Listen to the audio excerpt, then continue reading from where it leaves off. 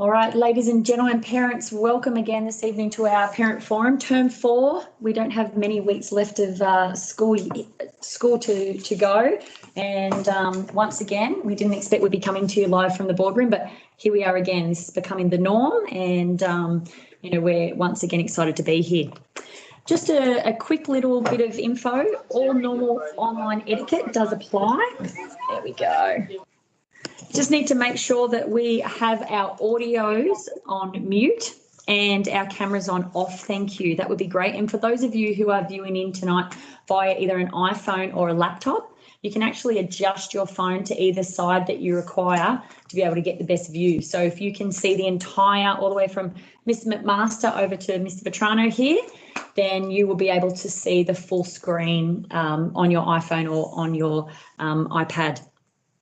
All right, I feel like tonight I've been joined by a group of suits. I'm surrounded by suits here this evening, but to my left, Mr. Vetrano, who is our Director of Students, and behind me for the first time joining us is Mr. Morrissey. He's a new face for many of our day students, but our boarding parents would certainly recognise Mr. Morrissey. Luke, who is our newly appointed Director of Boarding. So Luke's here to talk a little bit about boarding and to become a face for you all to see.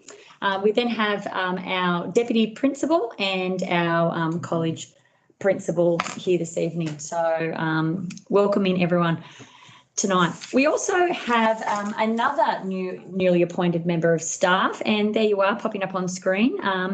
Mrs. Farias has recently been appointed to the role of Leader of Learning, Religious Education. So Jen has come on this evening to be able to welcome us in prayer. So over to you, Jen. Thank you. Thanks, Sally. Thanks very much for that. The focus of tonight's prayer relates to World Teachers' Day, which is this Friday, the 30th of October. And this day is a great chance for teachers to celebrate and be proud of the significant role that we play in the lives of children and students and families in the community. So I invite you to join me, please, as we pray for teachers around the country and especially the teachers of St. Gregory's. In the name of the Father, and of the Son, and the Holy Spirit. Amen. Giver of all wisdom and greatest of all teachers, look upon our teachers with love. Grant them the resolve to nurture our eager minds and never to give up on us who fall behind. Bless their hearts, for they rejoice when we succeed, and encourage us when we fail. And bless them with gentle patience, for the path of learning is never easy. Kindle a spirit and passion in them. It is the flame that ignites the love of learning in us. Help them see the potential in each student. Their belief in us means much more than the grade we make. Instill in them a commitment to keep on learning. It shows us to not fear new knowledge or experiences. Inspire them to touch the future. They influence how big a dream we dream for ourselves.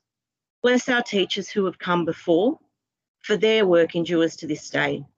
Let the light of your example shine upon all teachers, to build up their words, to love with their mind, to share with their heart.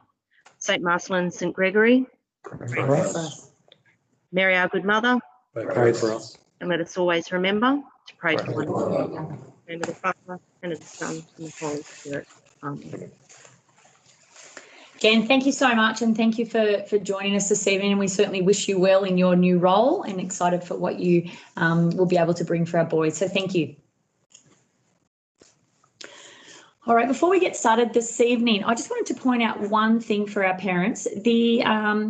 Obviously, we want our parent forums to be as interactive as we can, and the way that we can be interactive here in this online forum is if you can see in the middle of your screen, you'll see a toolbar.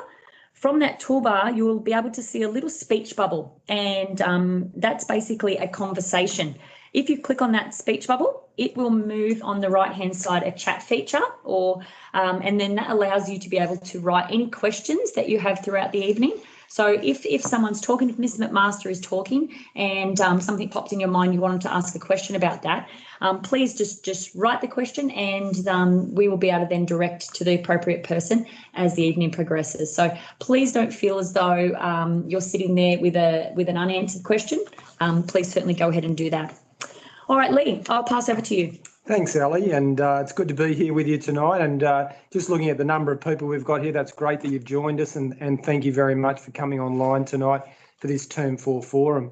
I just want to begin by congratulating Jen Farias for taking on that role of Leader of Learning in RE. And just to explain that a little bit, we had a review this year of our Director of Mission, Mrs. Clark, who does an amazing job at the school, but we've decided to split her role. So Mrs. Clark will remain our Director of Mission and look after a range of things around liturgy and the sacraments and the Maris Association, and the list goes on there. But for Jen to look after the curriculum side, Jen Farias can look after the curriculum side in 7 to 12. So she's very, very experienced in that, and we look forward to her influence over the curriculum in religious education. Tonight, there are a number of us around the table, obviously, who want to speak to you about a range of things. And hopefully tonight we can provide you with a lot of information about how the college is running at the moment and some of the initiatives we've got in place.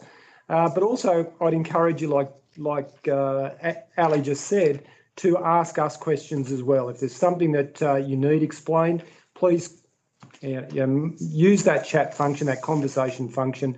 Ask us questions, and that's the whole idea of the forum, that we can respond to you in a particular way.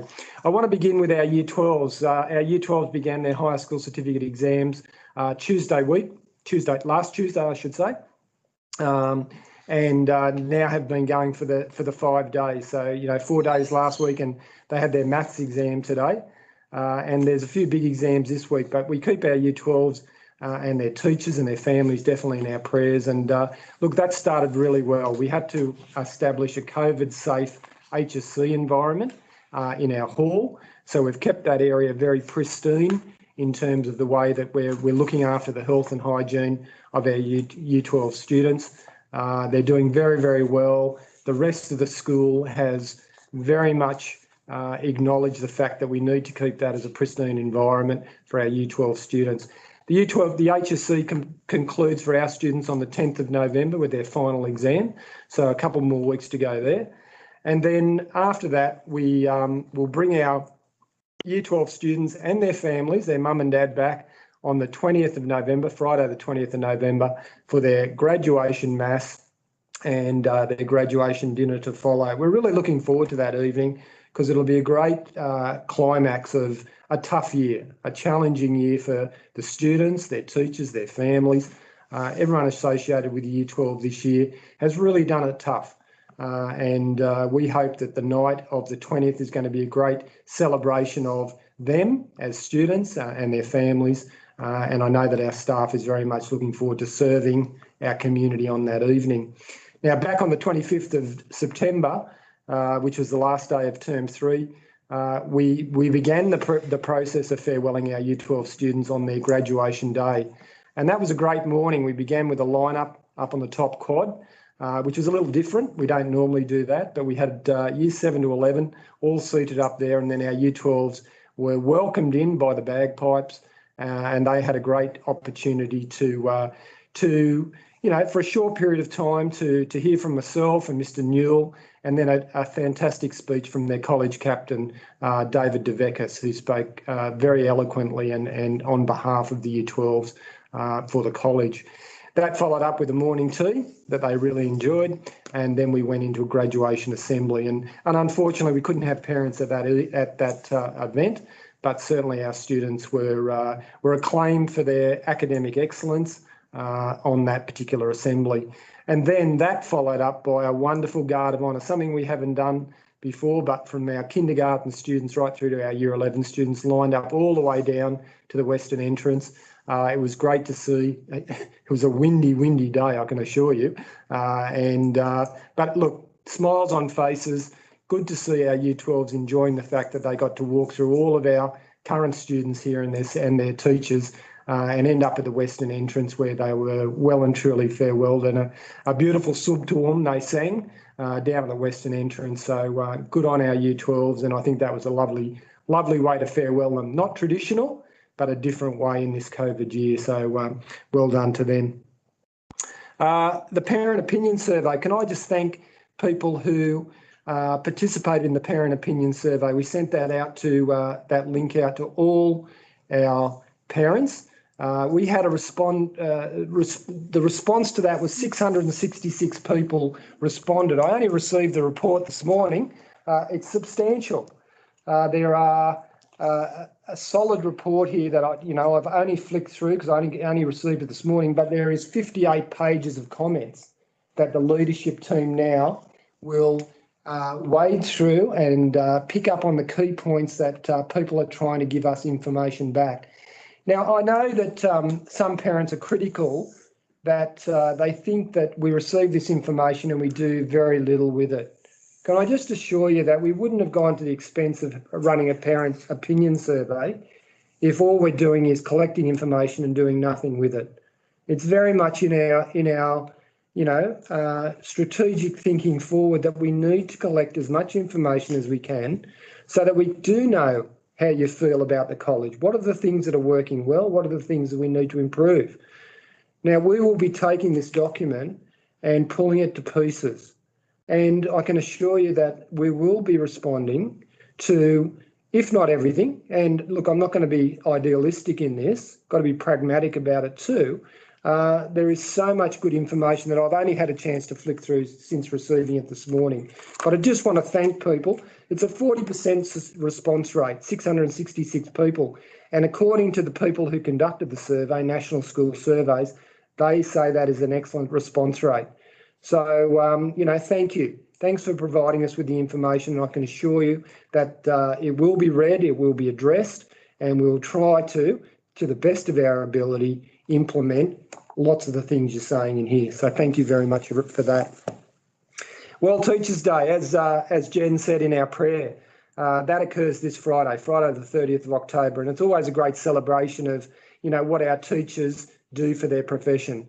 And I'm really proud of our staff here at St Greg's for the way that our teachers really do respond to the challenges of teaching especially this year, a tough year, and they've done a great job around that. So, look, I would just ask you to keep our teachers in their prayers. I did send a link to you in the last college newsletter that went out on Friday about how you might want to acknowledge a particular teacher or teachers. Dropping them an email and just saying thank you it would be a lovely thing. But I know that they're working very hard every day, and any acknowledgement you give them, any acclamation, any affirmation is very much appreciated. I want to speak about one particular teacher who is a young member of staff, 3 years of teaching, Rachel Keith, one of our English and HSIE teachers. And Rachel was nominated by the college for an award with the Teachers Guild. And there was a lengthy process in putting all that together. And I thank Ms. Director of Teaching and Learning for the way that she went about that and submitting that application for Rachel. But on Friday night, the awards ceremony was held, as you would guess, by Zoom. Not easy in today's COVID climate, but I know that a number of staff gathered in here with Rachel and her family to go through that awards evening. And Rachel wasn't the overall winner in the end, but she's a winner in our eyes because she's such a great teacher, and she really does reflect all that's good about teaching, and she really does work well with our students and our fellow staff members. So congratulations to Rachel on her nomination for the Teachers Guild Young Early Teacher Award for this year. I want to update you on the website. We've been working for the last 4 months with a company called CI Marketing, and CI Marketing do a lot of work with schools in terms of their website. And we're really excited about where the new website is going, and it should be launched before the end of this year. But I just want to show you a particular part of the website. Ali's just going to flick to it now. This image here, this is an image of the college, obviously, that has been drawn by one of our staff members, Mr. Stephen Bullock. He's actually our academic coordinator for Stage 6, Years 11 and 12, and Stephen is a phenomenal artist. And in reviewing other college websites, other schools' websites, we found that we wanted to have an image of the school that provided us with the opportunity to take people on a bit of a tour. So how this image will be used is that it will be, when you click on a particular building, let's say it's the chapel or the pool or, Seenan boarding house, which are in the foreground, that will take you to an internal tour of that particular venue. And it's exciting that Stephen was able to capture the college in his artwork in such a phenomenal way. And I really do thank Steve for, his artistic talent, number one, but just the way that he responded to the challenge of putting something together that will be a significant part of our new college website. And when parents click on this is, people who might want to think about sending their sons or daughters to the college, they can click on any part of the college and that particular component of the college or that building or that particular playing field will, light up with some images of what that particular venue is all about. So well done, Steve, and I know that that will be greatly appreciated by our viewers of our new website. Want to just update you on building around the college. As you know, we put together a college master plan at the beginning of this year, and that master plan takes us out over the next 7 or 8 years. One of the important parts of the master plan was to brainstorm all of the projects that we thought were, key projects in the college in that period of time. And in January this year, we had no idea that we'd be in this COVID environment. And Mara Schools Australia have put the brakes on us a little bit by saying, look, it's not appropriate that we're building in a COVID environment. We've got to be very careful with our dollars. We've got to be very careful with a range of things related to capital expenditure.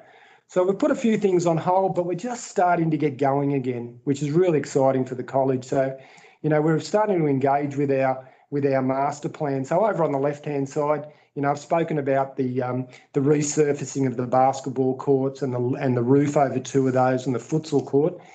That is a project that is currently just with the engineer finalising the drawings. And once that is finalised, we'll have what's called a performance brief that will go out to tenders for construction of that, and that construction will take place in 2021. So that's an exciting project. We've had a few hiccups with that one. We've found an electrical easement running through a portion of the building site, so we've had to make some modifications to that. So that's delayed the project a little bit too. Down in the junior school, on the right-hand side, is the covered netball basketball court that will be dual purpose, sport, PE, and certainly allow us to have assemblies down there as the school has grown to a full 2-stream school, 355 students in the junior school now.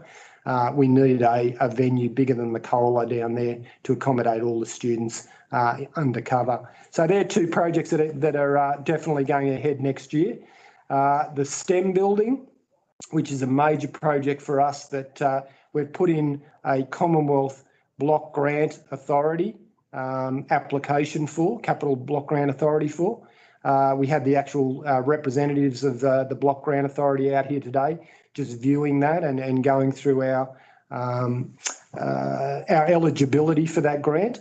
But the STEM building will be a fantastic asset for the college. It's about an $8 million build, so it's not a cheap option, but it will contain some very contemporary learning spaces, the 200-seat theatre, tiered theatre in there, and it'll be a wonderful asset for the college, not only for STEM, but for a wide range of uses as well. So looking forward to that one. Hopefully we'll have more news about that when the Block Grant Authority get back to us about that grant. Moving along, this is a project that I'm passionate about, but I don't know if I've got the dollars to build it or if the college has got the dollars to build it, but we've had a plan drawn up for the aquatic centre. So where our college pool is at the moment, and most people would appreciate that the pool in its current state is not serviceable for the college to use because of its shallow depth. It's only 1 metre all the way through, apart from the diving. There's a diving end of that. But we need a place that's undercover. We need a place where we've got a bit of a function area and a gymnasium. So the design that's been done is absolutely beautiful. But the dollars associated with that, we've had some quotes on that, probably a little bit outside our range. So what we've got to do now is try and scale this back and make it manageable for the school going forward. So it's a wonderful project, and it's something I would love to see happen here over the next few years. That's it. That's it. Okay, thanks, Sally. Just a thank you to the college staff. Last week I had my formative review. Paul Brooks and myself, as part of our contracts with Mara Schools Australia, are required to have formative reviews within our first 2 years, and they're always a good opportunity to hear the feedback, both positive and negative, and that's what we've got to take on board. So the feedback that's going to come back to me after my formative review, and Paul Brooks has his on the 9th of November, will very much shape our leadership over the next couple of years. So I just wanted to make you aware that our formative reviews, my formative review has taken place, and Paul's is upcoming, and we'll certainly be looking at the recommendations out of that. I want to quickly speak about the end of year exams for year 7 to 10. So this is a new procedure. We haven't done this in the past, but remember that we're finishing the year this year with our block exams. So our block exams start on Friday, the 27th of November. It's a year 7 to 10 block exam. Our year 11s continue their preliminary course right through until the Wednesday, the 9th of December. But our year 7 to 10s have their block exams starting on Friday, the 27th of November. We've put out a draft timetable for that. I think year 7 don't start until the Monday, but year 8, 9 and 10 definitely start on the Friday, and they will go through until the following Friday, the 4th of December. Now, those exams are the culmination of this semester's work, and for some, the year's work. So they're very important exams, and as we keep on saying to our students in year 7 to 10, the importance of studying and preparing for their exams. So this is a preparation that, we're trying to train the young people that we're teaching to be very much aware that they need to study, not just complete homework, but study. And study for an assessment like an exam is very different to completing your homework. So I know that the staff are doing a bit of preparation in that area, but any support you can give them from home to prepare for those block exams at the end of the term will be fantastic. Now, when the students finish their exams on the 4th of December, Friday the 4th of December, we will finish that afternoon with a school Christmas liturgy. And that will mark the end of school for years 7 to 10 for the year. As I said, year 11 keep going until the 9th of December. The following week, the staff will mark and grade and provide feedback on those exams. And those exam papers will be available to students and their parents on Saturday the 12th of December from 9 a.m. till 12 p.m. in the Brother Luke Hall. So what I mean by that is that at the end of the week, after marking and grading and feedback is provided on the exam paper and reports are being prepared, we will have all the exam papers down in the hall on that Saturday morning, the 12th of December. Year 7, Year 8, Year 9, Year 10. We'll have staff down there available to provide exam papers back to students and their parents who come on the day. Now, from that, we will give people the opportunity to have a look through their papers, to conduct a quick check of the marks are all correct, and to provide any feedback. And we'll have Mr. Bombardieri there, and he will be available to people, as we will be, to take any feedback. The reports will then be prepared. The end of semester 2 reports will be prepared and sent the following Tuesday, the 14th of December, based on the marking of the exams, any feedback that comes back from parents or students in relation to marking, that will be taken into account, and the reports will be prepared and then provided online through the parent portal on Tuesday, the 14th of December. 2021 calendar is coming up, is shaping up really well. It's been great to be able to work with many members of staff to ensure that we've got all our dates as accurate as possible. And I know that this year was a bit of a disappointment not having the flip calendar available at the end of the year. That won't happen this year. We'll definitely have the flip calendar available to you, and every family will be provided with a copy of that, if not more than one, to make sure that you've got all the dates ready for the following year. Now, obviously, we're banking on that it's a little bit better year than COVID has impacted this year. So we've tried to put dates in the calendar for next year, which are, thinking that if COVID is over, we can run with all of these events. So we ask you to be mindful of that. School starts back next year on Thursday, the 28th of January. So it's really important that that calendar reflects that and that people are well aware of that. And in the college newsletter last Friday, I posted the term dates for the following year, for next year. Look, that's enough from me for the time being. I want to hand over back to Ali to move us forward, but happy to answer any questions tonight. And look, thanks again for your support and the feedback that you do provide. I do take on board. I know some people think that I don't. I hear that, but I can assure you that I try my very best every single time I get any feedback to act on it. So thanks very much, everyone. Thanks, Lee. Paul, straight to you. Thanks, Ali. Good evening, everyone, and thanks for joining the forum tonight. It's good to see we've got a large number again that have joined us in this online forum. Just a few things from me this evening, just to start with a bit of an update regarding the COVID-19 situation. Look, we're maintaining a lot of the practices and measures that we've had in place for some time now here, but just to firstly reassure you that there's lots of things happening here with the reminding of the students of the hygiene and the sanitising of the hands into and out of classrooms. We've continued to employ 3 extra cleaning staff to do, huge amounts of additional cleaning, both during the day and after hours. We're continuing with the screening of the staff with students each day during homeroom. Each day the staff have to do some screening questions. And obviously any visitors, even though there's less visitors on site, there's a process that we're working through. So just to reassure you, but also to thank you, because this only works if we've got the cooperation of everyone. And the boys, by and large, they've been fantastic. And I certainly would acknowledge the parents as well, because the support we've received from the parent community to ensure that we can provide as best as possible, the safest possible environment, it's really a credit. So thank you, parents, particularly for your support of the college. Lee mentioned earlier with the HSC students, so I'd like to acknowledge the great work that Mr. Bombardieri has done as Director of Studies. He's put together what essentially has become an HSC students bubble. And I know Luke, in terms of the boarding, has also done the same with the boarding students, just responding to the situation where if there was to be some situation at school here, thankfully there hasn't been at this point, but if there was to be a need to vacate the site, we feel that we could still continue with the HSC exams. So Mr. Bombardieri has gone to great lengths in terms of isolating the hall, having all the arrangements around cleaning, how the exams are conducted, in terms of alternate venues if need be.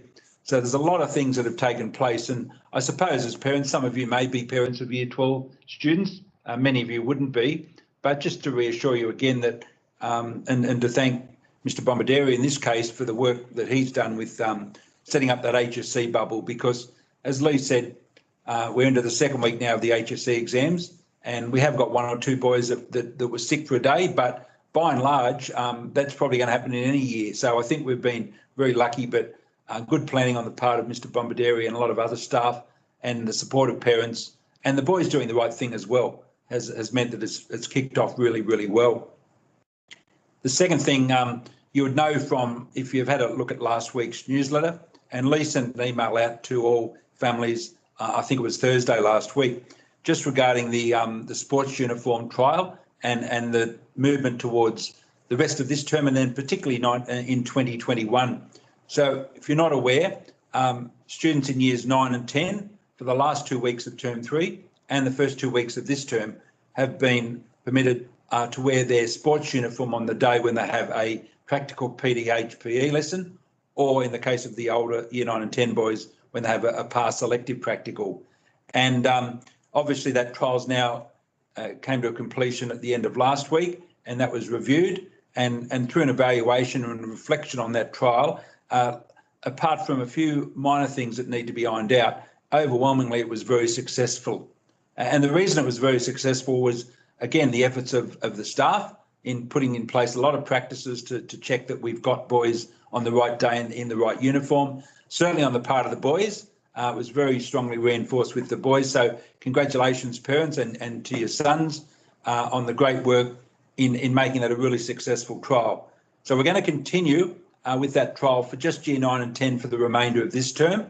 And then, as a result of its success, we're going to have, from the commencement of Term 1 next year, all students in Years 7 to 10, so junior secondary students, 7 to 10, will be able to wear their sports uniform to and from the college on those days when they have a PE practical across 7 to 10, or the past elective practical in Year 9 and 10. Now, for a lot of students, that's probably one other day in the week.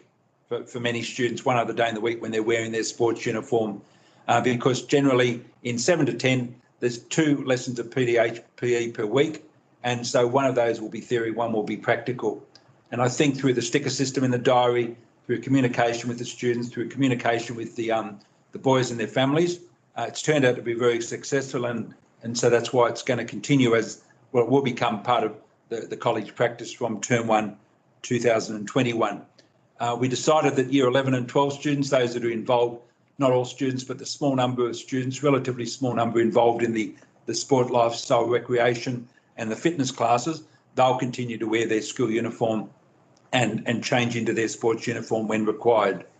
One thing to note in that trial is that Friday will always be a day of full college uniform. It won't be a day of PE uniform. And the reason for that is because a lot of our formal assemblies and masses and other celebrations occur on those Fridays. So Fridays are always a full college uniform day. And obviously working with the PE staff and the scheduling of practical lessons, them avoiding Friday being a practical lesson will ensure that the boys come quickly attired. So that's good news, and thanks for your support of that trial and going forward into 2021. The third thing I'd like to speak about, and there should be a slide coming up in just a moment. Right there, no, it will come up anyway, yes. So just putting on my Director of Staff hat, just to talk a little bit about the 4 members of staff on screen. So 4 of those people in combined total have given more than 50 years of service to the college, and all 4 of them, for different reasons, are moving on at the end of the year. So on the far left, we've got Mrs. Lucy Martin, and Lucy has been at the college for around about 16 years on and off in between some periods of leave, and she's currently our HSIE coordinator. And Lucy's going to move to another school next year, which is much, much closer to home. She's been doing a long trek to and from St Greg's for more than a decade and a half. And so we thank Lucy for her contribution to the college, as most recently she's been in that role of HSIE coordinator. And so next year, parents, just so you know, that there has been 2 staff members responsible for the learning area of HSIE. So for 2021, the decision's been made that Dr. James Gersbach, who's currently the other HSIE coordinator, he will take overall responsibility for that HSIE learning area for 2021. And next year we'll review how we might structure the leadership of that learning area. Secondly, along there is Mrs. Joanne Dash. Now, Joanne's been here for 17 years, and Jo is moving to another leadership role in another school. And again, Jo's done great work with her support, particularly of students that have needed with diverse learning needs. And so with her team of teacher aides in the senior school, Jo has gone. Now, Jo's been in that role, I think, for about 9 or 10 years now, into that learning support role. And so we've appointed a person by the name of Mrs. Melina Sangster to replace Jo next year in that leader of learning support and enrichment role. Now, Melina has been, in the last 9 or 10 years, has been the Director of Teaching and Learning at the Illawarra Grammar School, and she will be returning back. I say returning back because she was, prior to Jo, the Learning Support Coordinator at St Greg's for 3 or 4 years. So Melina's coming back. We're welcoming her back next year. Third one along, Miss Julie Robinson. So Julie, for 9 years, has been our Aboriginal and Torres Strait Islander Liaison Officer. And Julie's transitioning next year into retirement. And so she's concluding her 9 years here. And particularly, Julie, we thank because she's given great service to the college, particularly those Aboriginal and Torres Strait Islander students who've been enrolled at the college, in supporting them in many ways. Now, just last week, we've appointed a gentleman by the name of Mr. Craig Ashby, and Craig is going to be taking on that role next year of Aboriginal and Torres Strait liaison. And Craig will actually be living on site here next year. He's going to be taking up a residence here. And Craig currently is working at Coonabarabran High School. He's an Aboriginal man himself. He's done a lot of work over a number of years supporting Indigenous students, boys and girls across New South Wales, quite broadly across New South Wales in rural and remote parts. He's going to be coming to St Greg's next year. Very, very well connected within the Aboriginal Torres Strait Islander community. He's certainly been able to build strong links with family and tradition and culture. So we welcome Craig next year. And lastly, Mr. Max Spencer. So Max has been our Director of Boarding for the last 5 or 6 years. He's been at the college for 10 years now, and he's moving on to a leadership role back from his hometown of Canberra. So he's going back to Marist, Canberra. And of course, the gentleman sitting next to me, Luke, who will speak later this evening, Luke was successful in gaining the position of Director of Boarding from next year. Luke's actually acting in that role this year because Max is on long service leave, which had been planned some time ago. So Max will be back later in the term. We'll have an opportunity to more formally farewell him. But Luke will be taking over Max's role as Director of Boarding. Now, obviously, we're in the process, because Luke is currently holds the position of Senior Boarding Coordinator, we're in the process at the moment. And by next week, probably we'll have appointed a boarding coordinator to replace Luke over in the boarding school. Just finally, a couple of other things that are happening on the staffing front. We've got we're appointing an additional and new position of learning support teacher. So we've up until now had one learning support teacher with some teacher aides in the secondary school, in the senior school, I should say. And so from next year, we're appointing, and we're currently advertising, seeking the appointment of an additional member of staff who'll be a learning support teacher. We've already appointed an additional counsellor for next year. So our current counsellors, I should say, so Renee Recchio, who's full-time, and Tom Greeley, who's working 2 days a week at the moment. So we've increased the counselling services next year, and we've appointed Lillian Ishak to that position. And Lillian has worked in both primary and secondary schools in counselling positions, and she's currently working with Headspace, which is, as you would be aware probably, mental health wellbeing for young people. So we're very fortunate to be bringing Lily onto the staff next year as an additional counsellor. So effectively within the senior school and primary school, we'll then have the equivalent of close to two full-time counsellors across the 3 counselling staff. As was mentioned right at the start, with Kathy Clark's role, that leader of learning position of religious education in the senior school 7 to 12, Jenny's taking on that role as a distinct role from 2021.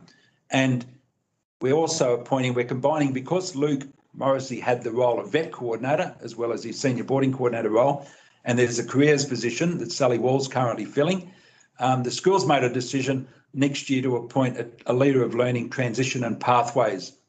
And so that position is very similar to a position that operates in many Department of Education schools, in the diocesan schools, and it's bringing together really the areas of careers and vet into one role. So while we haven't appointed someone to that role as yet, that will be in place for 2021. I know this is a senior school parent forum, but I'll throw it in anyway, because one of the other appointments we made revolves around the junior school. And so the junior school, as it grows, there's a specialist languages teacher coming on board next year, Paula Grados, who's one of the staff there at the moment, and she's going to be speaking, so she's going to be teaching the language of Spanish in the junior school next year. Lastly from me, just you might notice that from next year there'll be some changes in the titles of people in particular leadership roles.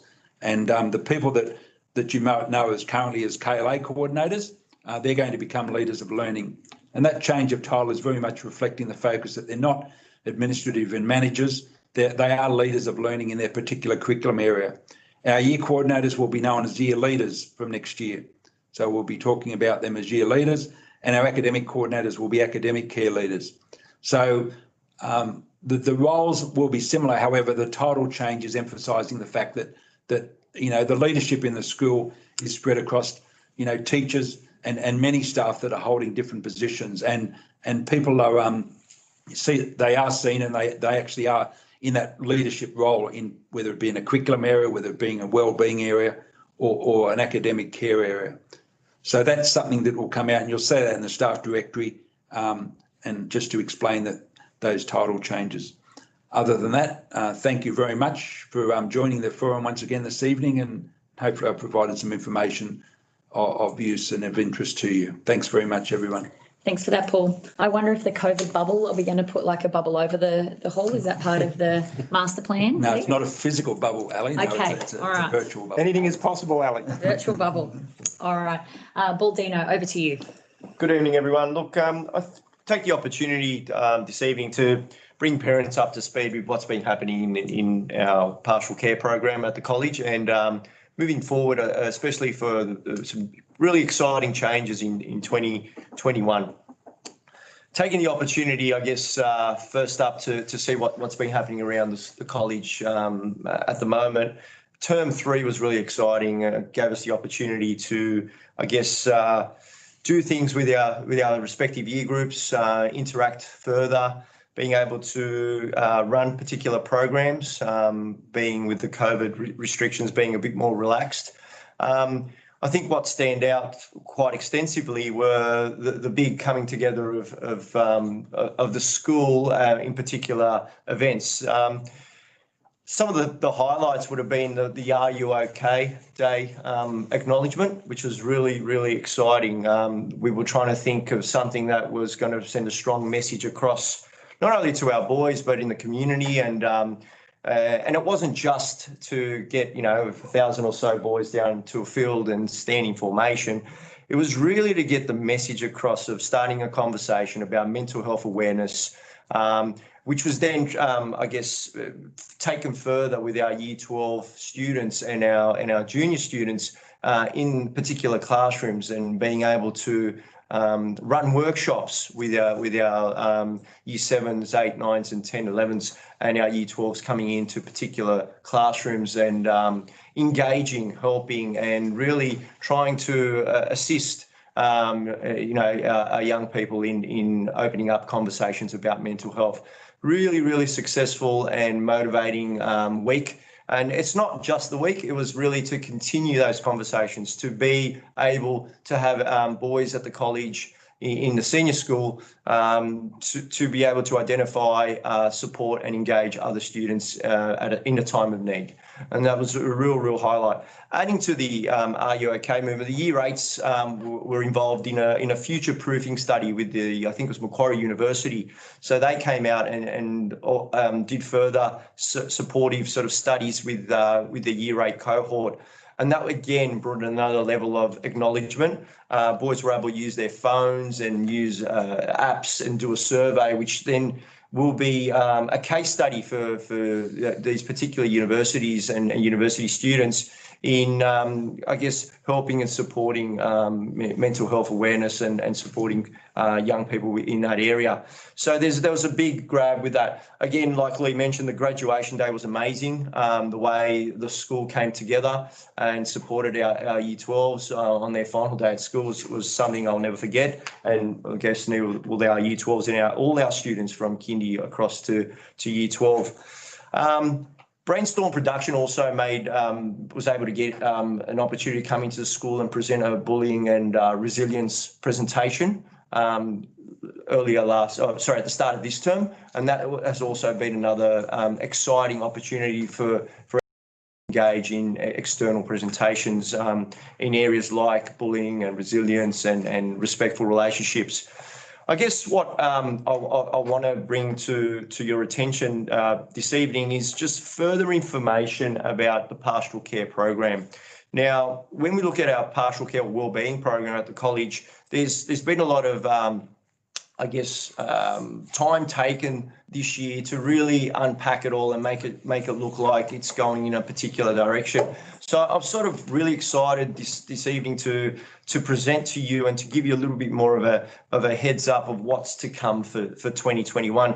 But when we look at our pastoral care program, there are two main areas in which we engage in, and the areas are positive health and positive relationships. Now, if you give you the subheadings in the positive health area, they are healthy habits, body image, mental health. They're the three sort of areas in that domain. When we look at positive relationships, we look at the area of positive education inside the school and in teaching and learning.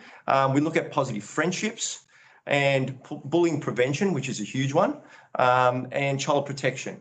So inside those two parameters of positive health and positive relationships, we have things like Are You OK Day, or we might have the National Day of Action Against Bullying and Violence, or Harmony Day. So all those things do encompass and work in harmony with what we're doing in the pastoral care program.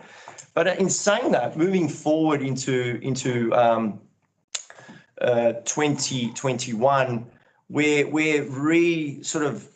we're looking at the pastoral care program, especially in the Year 9 cohort. What we've discovered is that we're trying to, we get to Year 12 and we have our retreats and we have our we finalise our pastoral from, boys to men program. But in Year 9, there's something lacking. And I think in that middle ground, we're trying to find a program, and I think we've discovered something which I want to quickly spend some time this evening explaining to parents. The Right Journey is a program which has been run in many schools, not just in Australia but around the world, and it's specifically designed for Year 9. So the Year 9 program in 2021 will have its own sort of curriculum to it, and staff will be trained. The homeroom teachers will be, handpicked for this particular program to run.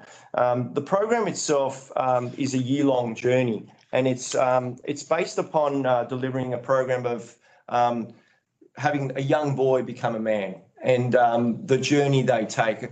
What we are seeing is that through, experiences and through information that we've been able to collate over many years, it's that there's obviously a clear decline in mental health and resilience in young men, especially when we see them at times struggling and what we see with our counselling services. So, having attended, retreats in Year 12 or Year 7 spirituality days, it's become very clear that we need to have the spirituality component, we need to have the academic component, we need to have the pastoral and social emotional component, and also having a family engagement component in this particular, in the way we sort of direct our students.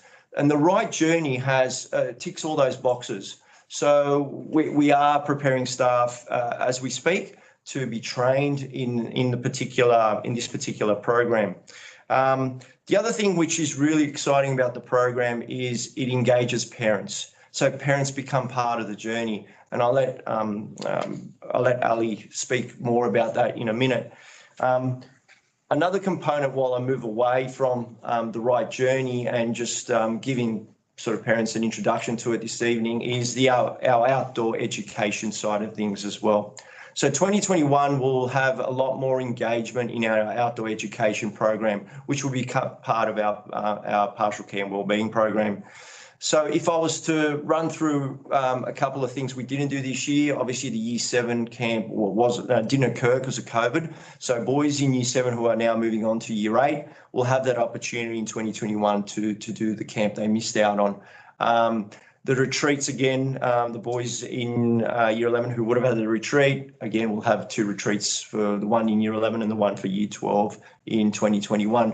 But going and having a quick look at what you can see on your screen, you can see that The year 7s will have a 2-night activity-based camp in cabins like they do now. We take the boys to Narrabeen Sports Recreational campsite, and they do a bit of work there. The year 8s will have, moving into 2021, 2022, they'll have a 2-night activity-based camp also. So that's something new that wasn't happening before. The year 9s, obviously, like I just explained to you, they'll have the Right Journey, and it's a 2-night expedition camp. And then eventually in year 10, they will also have a 2-night expedition camp. That won't happen next year. So just for next year, for 2021, the boys will will attend Wedderburn as they have in the past. And again, year 11 and 12, the spirituality days will be there, the 2-night retreat that we've had traditionally, our immersion program, our Solidarity Marist immersion program, which will run, and obviously Insight. So that's just a little sort of heads up as to what we are sort of investing in, and we feel that with the help of staff who are going to go out of their way to support this, external engagements with particular associations as well are going to help us through this. We'll be able to, I guess, present a really solid social, emotional sort of package for our boys, which I'm really excited to present. So that's basically it from me in terms of pastoral care and wellbeing. And if you have any questions at the end, I'm more than happy to answer.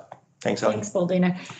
I think that probably some of you looking at that outdoor education concept and what Baldino's been talking about with the pastoral care program, I'm sure some of you as parents were thinking, fantastic, this is something that my son is going to get so much growth out of and really is going to love. And then there was others of you that would have been thinking, oh my goodness, my son is not going to be into this, but I'm glad that this opportunity has been provided. And then there's going to be the other group that are both thinking, oh, my son's not going to like this, and oh, I don't really like this. Can I please plead to that group of people? There is so much growth and success opportunity in outdoor education. For your son to be able to, I guess, take a step back.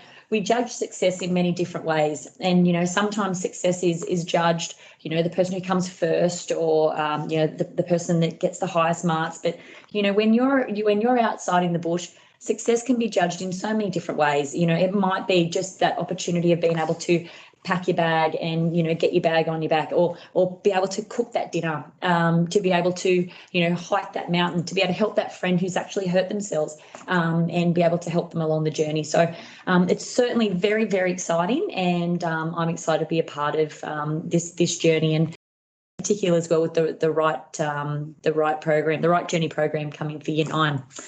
One part of what these programs do, the new pastoral care program that we're looking towards in the future, is bringing our parents along on the ride, and having our parents as a part of the journey certainly is very, very important. And when parents feel connected, it really gives them a chance to experience all the way from year 7 to 12, and that's what we've really looked at now.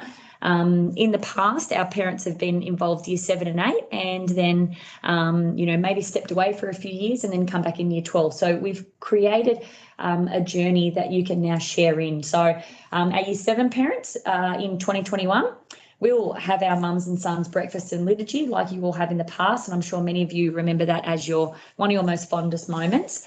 And boys and blokes mini Olympiad for the dads. We'll continue Grandparents' Day, Study Skills Evening, the Twilight Dance for the boys, and our new parent cocktail evenings for the parents. Year 8, we'll move into a family challenge night. So mum and dad will be able to come along with that with their year 8 sons. You also get the subject selection evening in year 8.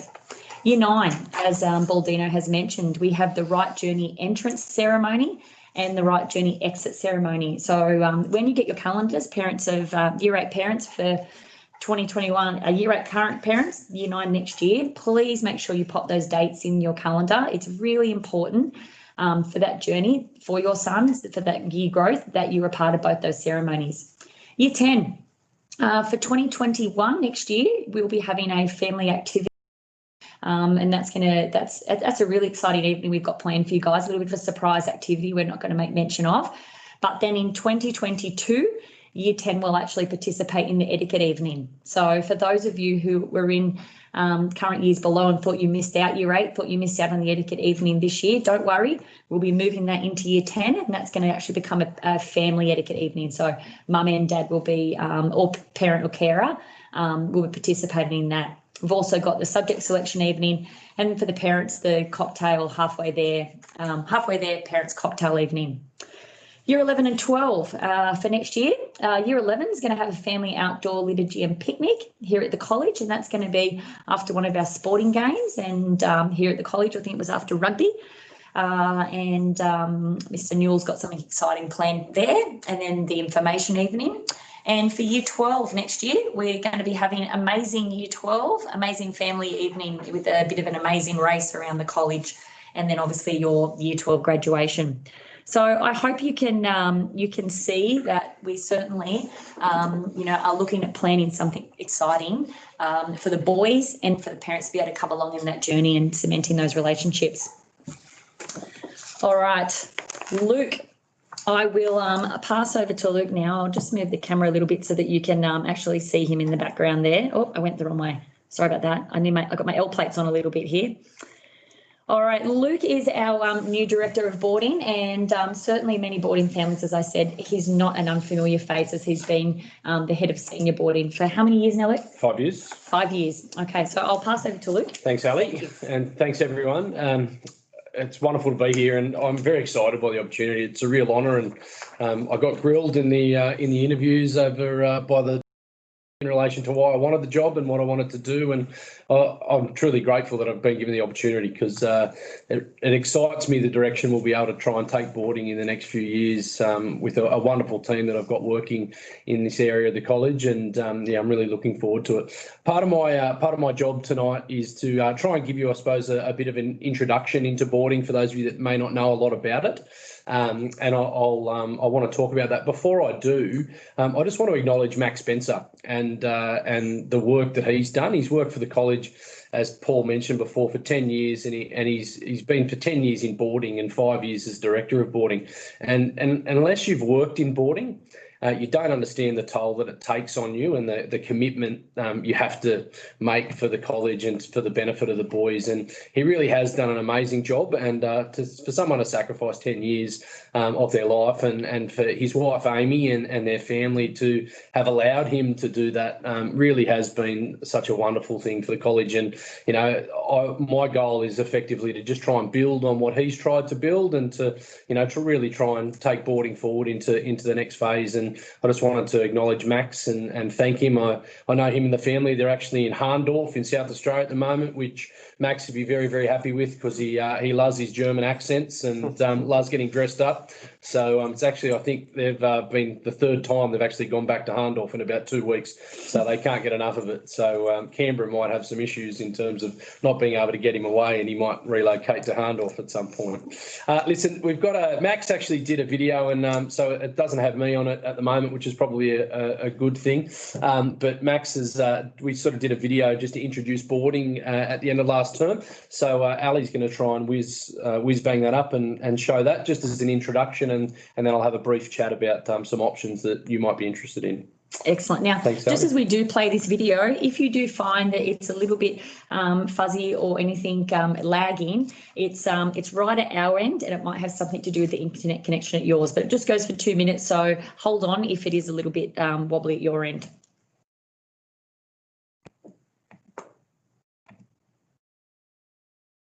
That's it.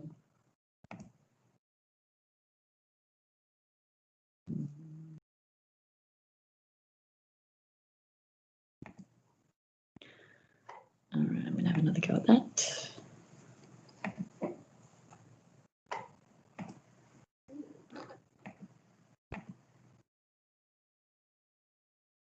Nope. Not working? Not working. What do you got? Okay. That's okay. All right.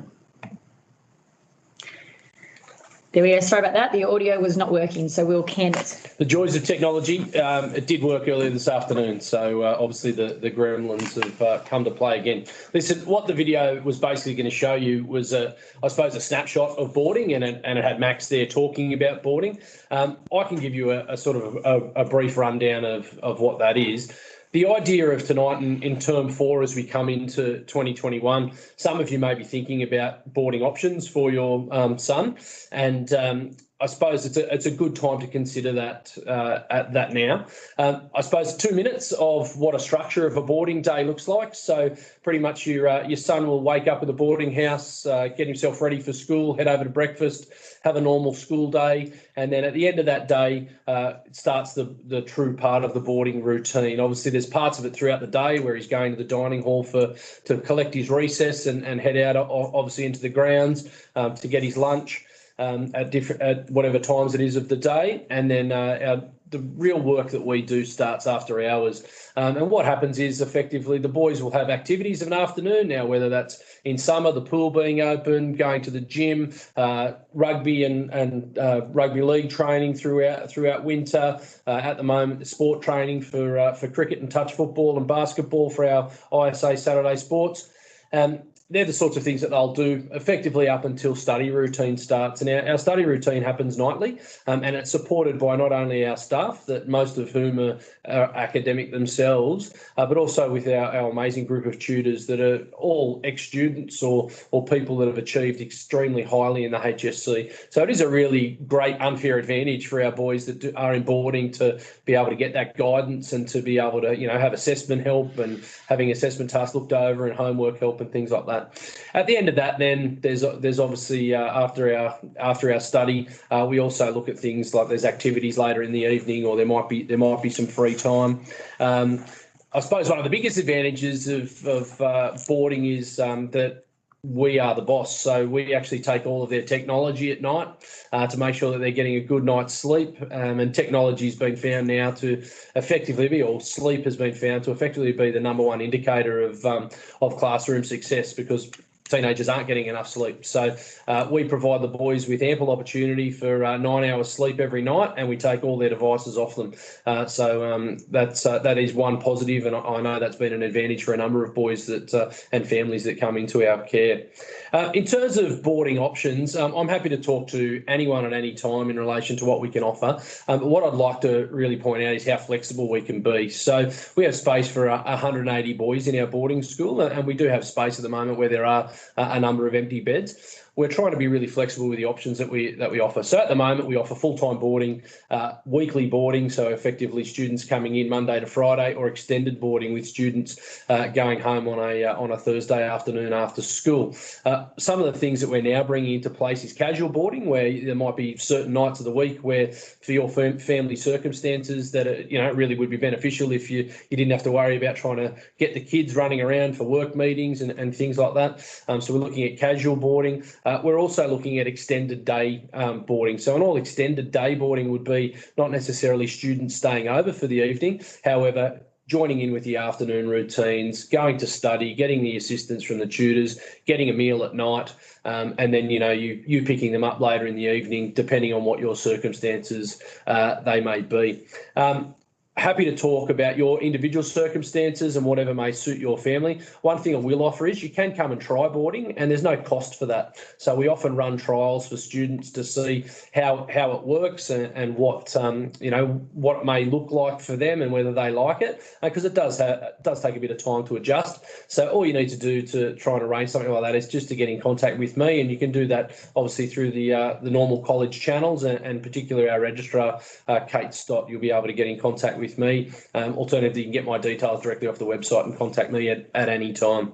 The last thing from me, because I know it's getting on later in the evening, the joys of being the last speaker, I just want to introduce Chartwell. So Chartwells are going to be our new caterers for 2021.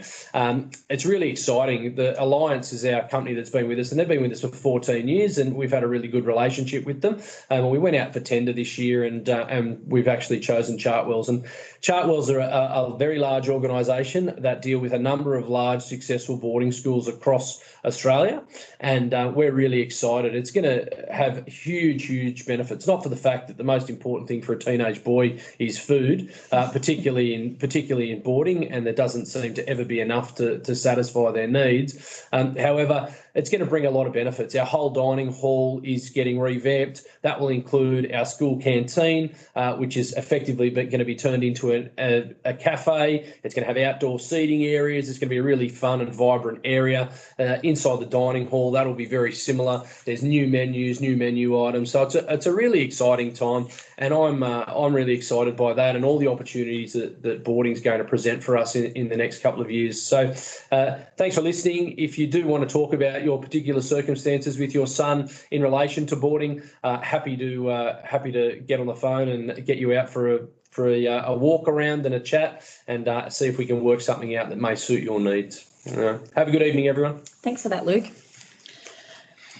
All right, a number of questions that have come in, and I'll just give you a little reminder for anyone that did have any questions that now would be a good time to do that, and we will throw those questions around. But another very exciting thing that's been happening here at this college last week was our book week. Now, quite often it's all exciting for the junior school to be participating in that, but why not bring the energy to the senior school? And we certainly have done that through the leadership of Mrs. Leah Sino, and we had lots happening with Book Week. We had not only our senior boys kicked off, our leaders dressed up, and they went around. You'd see Buzz and Woody and a number of different characters were running around the school.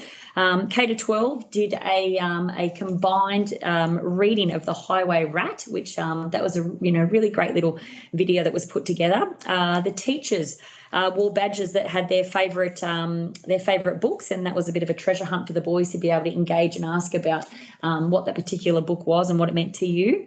But certainly by far the highlight of the week was the spelling bee. When the team was coming up with the idea of what we were going to do for literacy, supporting literacy, and for Book Week, the spelling bee came up, and we just never anticipated that the boys would get so excited around this. And for the grand final, the final to have the Marion Centre packed with students, particularly the leaders, and for them to be championing all of the different boys as they were going towards looking to be the champion. But the overall champion went to a Year 7 student, Jason Lee, who had all the senior boys singing the Sook to Warm and chanting around him. It was just a beautiful sight to see. So congratulations to Jason. Some of those words, I'm not going to lie, I couldn't even pronounce them, and he was managing to spell them. So well done to him. But all right, questions. Lee, I'll throw over to you. Sure. All right. Okay, just wondering if teachers, if there are any obligation to respond to email inquiries from parents, and if so, what's the time period? Yeah, great question. We do ask our teachers to respond within 24 to 48 hours. I think that's a reasonable time. If they're not doing that, please send them a reminder. And if you're not getting a response, then please send it on to me, because I'll act on it straight away. Either Paul or myself will act on that straight away. But yeah, we do have a response time around that, and there is an expectation that staff do respond to your emails. And Lee, could you just remind us the email format if you're trying to contact a teacher? Yes, sure. So probably the best way is the first letter of the person's name. So mine would be L, followed by McMaster at stgregs.nsw.edu.au. And the alternative to that is, if you know the person's Christian name, as example, mine, Lee, LEE.McMaster, MACMASTER, at St Greg's, etc. So, that's the usual, and, you're bound to get through them with that. But please, if you're having troubles with that, please don't hesitate to send forward on an email, and we'll get onto those teachers straight away for you. Excellent. Has there been any progress in getting an extra bus for the afternoon run, especially back to Camden? Well, not at this stage. Obviously, we make representations fairly regularly. It seems to be a very slow turning cog, that one. Certainly, we've been, it's probably a couple of weeks ago now that I last had contact with Busabout, and it unfortunately becomes that situation where they can say on any day, this is how many students were on the bus, and they do that by the Opal card tapping on, even though a physical count will find that there's actually a different number of students. So there, when this was addressed, I think it was about middle of the year now, they gave us data which showed us how many boys and girls, for that matter, because there's some junior school students, had tapped on, and it was about 3 or 4 times less. So there were 3 or 4 times more students on the bus. So last time I can follow it up and we'll get back to you, but at this stage, Busabout have not been able to confirm any additional services on that Camden to or from school at this stage. Despite our best efforts, we'll keep trying for you. All right, thanks, Paul. Lee, will the current Year 7 boys have the opportunity next year to participate in the Year 7 only events that they missed this year due to COVID, other than camp, such as the Mother's Day breakfast, Grandparents' Day, Boys and Blokes? Or are they just moving straight onto the Year 8 events? Yeah, apart from the camp, which we've carried over, as Ali pointed out with and Baldino pointed out with both the physical and the other events, unfortunately, no. That's just the nature of the way that things have happened, and we can't accommodate all of those things and then add in the new Year 8 things. So we do apologise for that, but we're just trying to manage our calendar as well. Okay. And then there was another question a little bit higher up from Wayne relating to a Year 12 class, and I think that Luke might know some background of that one. Listen, thanks, Wayne. It just talks about in relation to wanting to change religion when you get to Year 12. So the college is looking at and has been looking at active volunteering, is bringing that on as part of a mission module. Listen, it's still at the moment still waiting to be approved. The plan is, and Kathy Clark as Director of Mission and Rick Bombardier as Director of Studies, were basically trying to get it up and running for term 1 of next year. So it's a tiny bit different than the normal process of dropping subjects in term 4. So listen, I'll follow up with Rick to see where that's at for you.